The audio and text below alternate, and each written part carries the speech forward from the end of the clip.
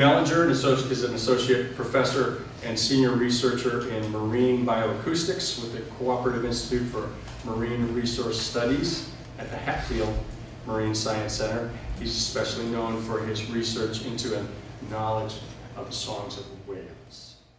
I'm going to talk about whales, and specifically one kind of whale today, about their social life a little bit, and about why I now think that they have ethical systems. A lot of this is cribbed from a fellow named Hal Whitehead, who's studied this kind of whale extensively. He's a brilliant biologist in finding out things about whales. So I do bioacoustics, and a lot of this talk is oriented around how animals use sound, so cetaceans use sound. Let me say up front that sound is an essential part of cetaceans' lives, or marine mammal lives, I should say. Hearing is for them is what seeing is for us. It's the way that they gather information about the environment, about the other members of their species and their group and their clan. It's their way of interacting with the world to a large extent. You can't see very far underwater, but you can hear quite far. The sound is required. Required is the important word there. In the life of marine mammals, for navigation, for finding their way around, for finding food, for avoiding predators, which is something we humans really have to think about much anymore, but is a prime concern of most wild animals. It's required for finding a mate, and it's required for social bonds, as I'll talk about a little bit more. I'm going to focus on one kind of whale, the sperm whale, which is a really fascinating animal, I think one of the most fascinating ones on Earth. It's fascinating both for physical characteristics. I mean, it dives deeper than any other known animal, known air breather, I should say, more than 2 kilometers deep, almost 3. It has the largest brain on Earth, more than 5 times the size of ours. It lives in a really complex social system, a fission fusion society where groups of animals, 10 to 20, come together for a few hours to a few days, and then split apart again. The smaller groups maintaining their membership, but joining together with others for a while and then splitting apart. They vocalize only in clicks, like that. They don't have any other whistles like you hear from dolphins. They just make these clicks, but they make a variety of clicks with some interesting properties to them. The most common thing you hear from sperm whales is this foraging echolocation click, which just sounds like that, like very regular sound. They use it when they're out there searching for prey. Squid is their primary prey, and they produce this for hours on end as they dive and hunt. It's a highly directional sound, comes out of the front of the whale, and like a flashlight out there that they're using to illuminate their world. They also have a mate attraction click, which is extremely loud. It's something that can be heard for tens of kilometers underwater, tens of miles underwater. They come one at a time, typically separated by a much longer time period from other clicks. Another type of click is contact calls within members of a social group. So as they're foraging together, they call to each other using clicks of various types. They forage quite close together. I mean, they dive together within a few inches of each other. These are 50-foot animals, and they're that far apart from each other when they dive on occasion. And they'll dive, sometimes separate when they're down, sometimes stay together, and then come back up to the surface and reunite at the surface during a foraging bout. One of the kinds of social sounds, well, the main kind of social sound they use is called a coda. It's a short pattern sequence of clicks. The one up top there is just called the 3 coda. Sounds like that, actually a little bit faster, kind of like that.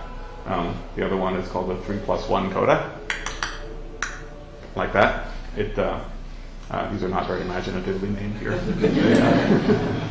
But different groups of sperm whales have different codas that they use most commonly. Most groups use several of these codas, but they have one of these most commonly. Codas are used to reinforce social bonds, so sperm whales often have a period of socialization resting on the surface where they're communicating with each other and making these codas back and forth. They're often made when groups are reuniting, either after foraging bout or when groups come together, or separating, and the groups are going their separate ways. These codas are kind of like, hey, how are you? How's it going? Long time no see. You know, they're saying things like that. They're also symbols conveying identity of a sort. Turns out that sperm whales live in clans, so-called social clans. These images are from a study done by Carl Whitehead. We're looking at sperm whales near the Galapagos Islands. They found there were these groups of sperm whales that all shared a common coda that occupied roughly the same area, but used different foraging strategies. They had different cultures, and I'll explain what I mean by culture in sperm whales in just a minute. But they live in overlapping groups. The groups overlap in space, but the groups stick to themselves to some extent. Members of the same clan will tend to associate with members of their clan, and almost never with members of the other clans that are in the area. So what do I mean by sperm whale culture? Harold defines it, Harold Whitehead, and I agree with him, it's the flow of learned information in a population. Learned is the important word there, so we're not talking about genetic information, it's learned information. Genetic information is what, say, insects use to communicate information down through the generations. But culture I think of as learned information. It's ideas, and the ideas are reflected in behaviors that animals learn. In sperm whales, the culture shows up as communication, as these coda sounds that are used, shared among members of a clan and not by other clans. Also in foraging habits, there are different association patterns of animals when they're foraging, different search patterns that they use. They dive to different depths and they look for different prey for the different clans.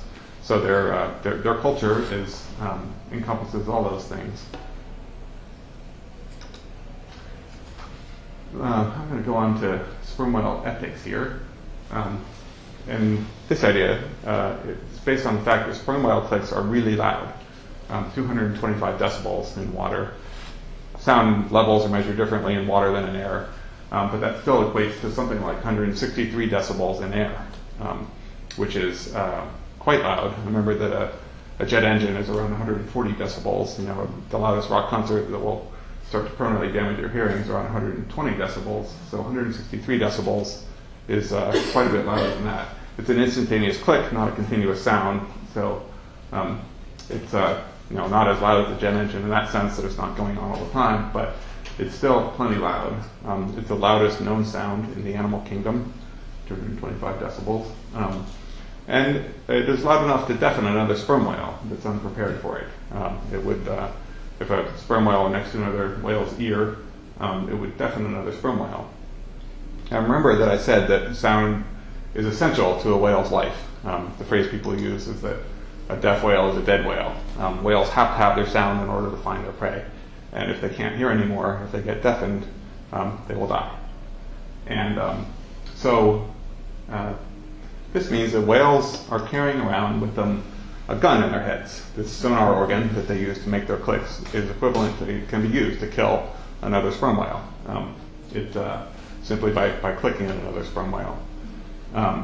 And if you think about that a little bit more, imagine one of these groups of sperm whales, say two groups that have joined together. We have 20 or 30 whales foraging together at depth, and they're all swimming around in 3 dimensions with their sonar clicks going out all the time as they're moving around. Hal Whitehead came up with this analogy that it's like a group of hunters in a forest with machine guns that they're firing all the time as they're hunting around, and that's what sperm whale clicks are like when they're all foraging together. And he points out that they have to have some kinds of rules about using their sonar so that they avoid harming their other group members of their clan that they might be foraging with. Hal says, and I agree, that this is a good definition of ethics, that they have societally agreed upon rules to avoid harm to other members of the group. I also believe that they probably have morals, meaning that they make judgments about other whales based on their behavior. So that, for instance, they might be thinking, that young juvenile there is being really careless with his sonar and nearly slammed Andy over there with his clicks. And they go and talk to that juvenile and say, you got to be careful. You're going to be hurting somebody here. How do the young whales, when whales are young, growing up, how do they learn to use their sonar effectively and not harm other whales that they're foraging with? That's another interesting question to me, because they're young and they don't control themselves. They don't pay attention to their environment as well as adults probably do. How are they handling that question? So with this, I'm going to stop. Just introduce the idea that sperm whales have ethics and probably have morals as well, just because of the nature of the way they live, the way they have to live, using this sonar sound that can be deadly to another whale. They have to have an ethical code and probably a moral code too. So with that, I will stop. Thank you.